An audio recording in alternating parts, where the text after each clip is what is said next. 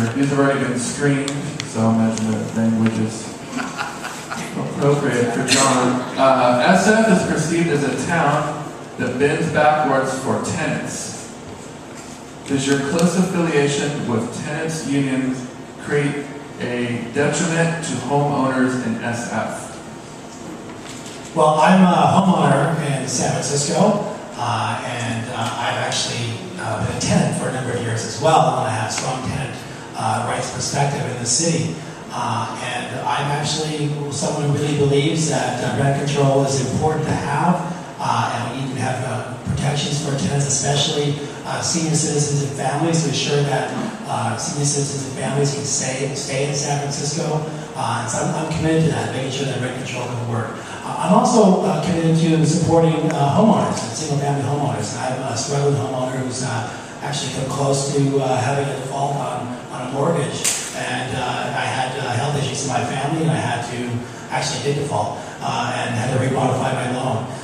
And health issues in my family forced my wife to stop working, and we had to go through a many-month process to modify the loan. We were successful in doing that, staying here. And I believe that my experience as a homeowner and as a tenant in San Francisco gives me great perspective to be mayor of San Francisco.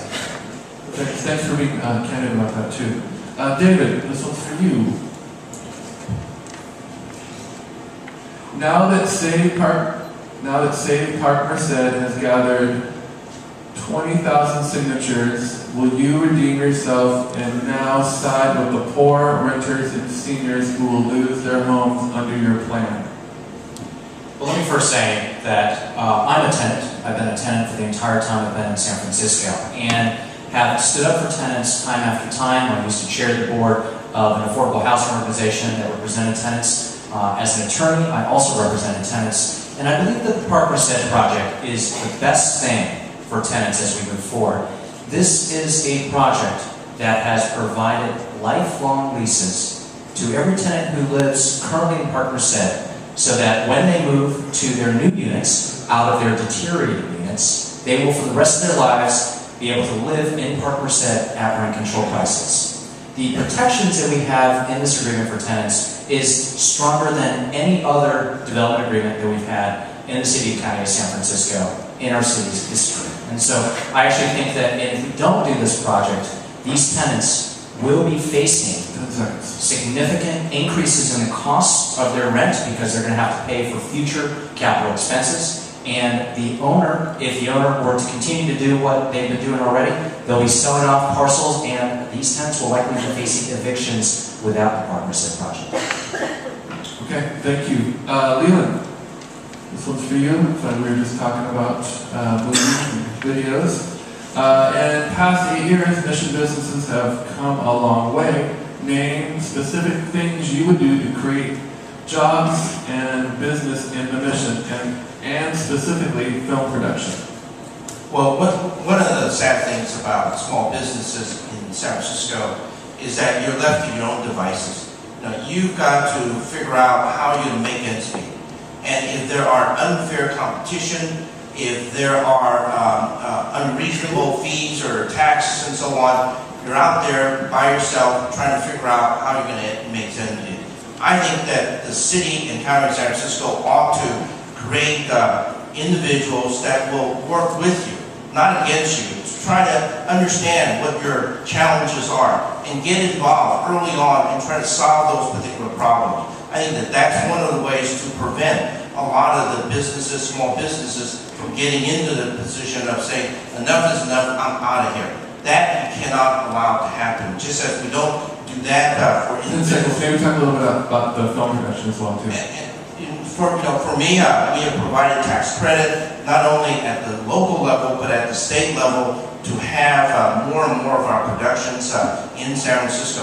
What we ought to be doing is spending quite a bit of time. The Film Commission ought to be spending a lot of time trying to nurture and create even more opportunities, look at some of the talents down south and get them to come back up to San Francisco and continue to expand that particular kind of industry. Great, thank you. Dennis, this one's to you. Oh man, you know in the Trivial Pursuit, your friend has a super tough question, you're like, I don't know if you're going to get this, but we'll try. All of you agree payroll reform is necessary. What are the obstacles and how will you stabilize the city budget, and especially considering the loss of redevelopment money? You want to read that again? Yes. Please, for me, myself as well. All of you agree payroll reform is necessary. What are the obstacles and how will you stabilize the city budget, and especially considering the loss of redevelopment money? Okay. I think I get the question. All right. First of all, the obstacles to payroll reform, from my perspective, are political will. We saw what can happen when people come together and attempt to bring consensus. If you looked at, I know David was involved, John was involved, I've been involved with pension reform and Mayor Lee, and he brought everybody to the table, and after a 6-month effort of business leaders, labor leaders, city leaders, there was a consensus proposal that was agreed to be put on the ballot. We need to do the same thing with payroll tax reform. It's about political will and bringing people together. With respect to budgetary things, I think we need to do a number of things.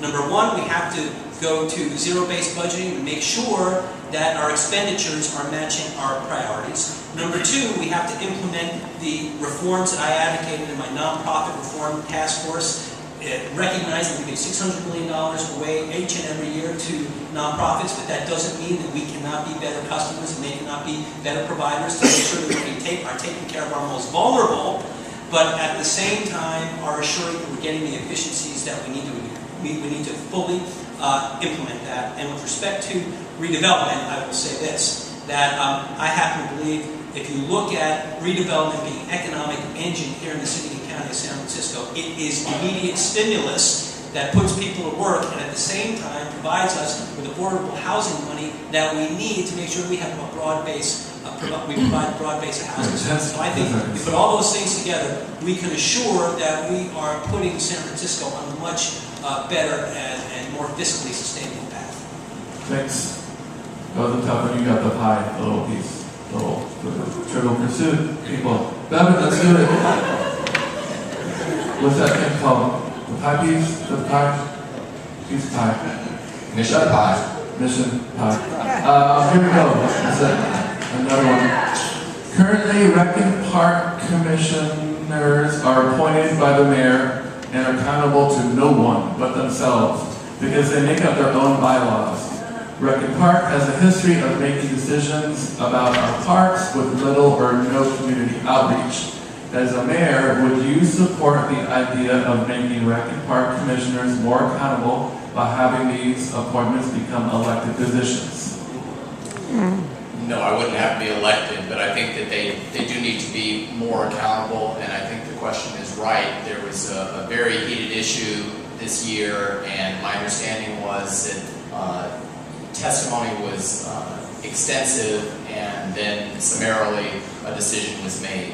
I think there's been a lot of pressure on recreation and parks, and I think people are more passionate about parks than almost any element of our city. I mean, they are just into it. Whether you have a dog or you want to take your kid to Eureka Valley Rec Center on Sunday when it's closed, people get crazy about parks. And the reality is that the city has not stepped up. If you look at our libraries where we've got baseline funding, the libraries are doing great.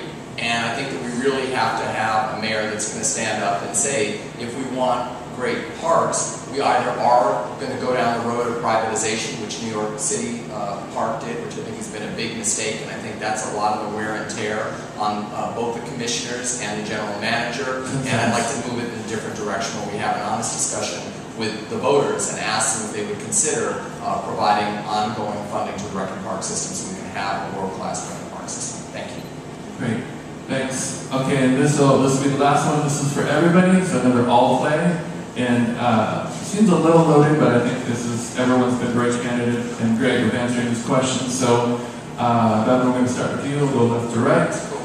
Each of the candidates and yes they can, each of the candidates name who you will be casting your number 2 vote for, assuming you're voting for yourself, number 1. It does say, please don't duck the question. I wouldn't imagine you guys would.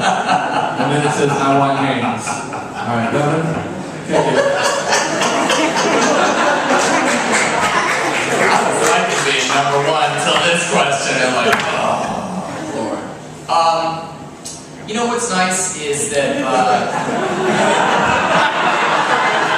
being a single gay guy, I shared that earlier. I'm sure I'll get tweeted on that I've been advertising too much in this forum. But I have felt a lot of affection from the other candidates. I have felt that they all wanted to be very close to me because gay voters vote. No matter if you had 8 natural disasters going on at the same time, as long as Rachel Maddow wasn't on, gay folks didn't vote as much. So I guess what I would basically say that I would like to continue the romance that I'm having with the candidates.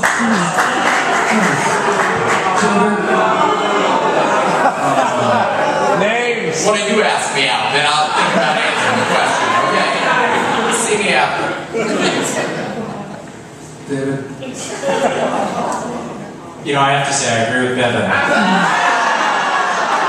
We do have a lot of outstanding candidates here. You truly do have some great choices, and the romance will continue with all of us. I think this is tough. I know you guys are running for mayor, and it's hot. It's hot. I mean, I'm not even planning on voting in this as well. So. I will say this. Chicken John has till August 12th to declare his candidacy. So, listen, I agree with both Ben and David. We're all getting along great. A couple of people have said, God, you guys all seem to be such good friends. And the fact of the matter is we all have worked together. And while we do have policy differences on certain things, I know that everybody here has a great deal of respect for each other, both professionally and personally. And I'm sticking with these two. Alright, John. Even when it says John names his number 2 name. Those who tell don't know. Those who know don't tell. What movie is that from? You got me, John. Good one again. Spike Lee. So what's the Spike Lee? I actually I like ranked choice voting because it provides an opportunity to look at the nuances between all the different candidates. And if I were to choose number 2, I wouldn't be ready to do it right now. I do like the romance. I love looking at all my other colleagues here, and we'll continue that for the next few weeks. Thanks. Okay, Leland, let's do it. I guess my variation of that answer is, I don't know if any of you are old enough to probably recall one is, but back in the days there used to be a show called The Dating Game. So I got on The Dating Game. And I won them all. Okay, thank you very much. Not one. All right, so that's the end of questions.